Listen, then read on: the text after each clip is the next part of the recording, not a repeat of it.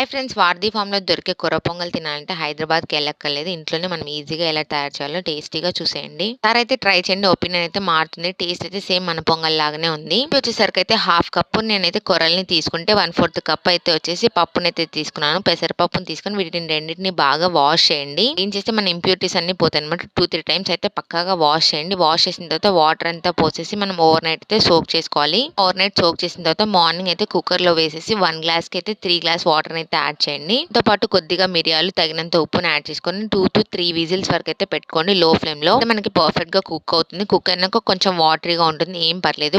మన కన్సిస్టెన్సీ వస్తుంది. దీంట్లోకి పోపు అయితే నెయ్యితో అయితే వేసుకోండి, టేస్ట్ బాగుంటుంది. కాగాక పోపు అయితే వేసుకోండి. జీలకర్ర, ఆవాలు వేసుకున్న తర్వాత పచ్చిమిర్చి, కాజు వేసుకొని ఫ్రై చేసుకోండి. ఫ్రై చేసుకున్న తర్వాత కొంచెం అయితే పసుపుని అయితే యాడ్ చేసుకొని మనం వేసుకున్న పొంగల్ అయితే వేసుకొని ఒకసారి అయితే మిక్స్ చేయండి. ఈ పొంగల్ అయితే రెడీ అయిపోతే నెయ్యితో సర్వ్ చేసుకుని చాలా బాగుంటుంది. మీకు ఈ వీడియో చూసి అయితే please like, share, subscribe to my channel. Thanks for watching.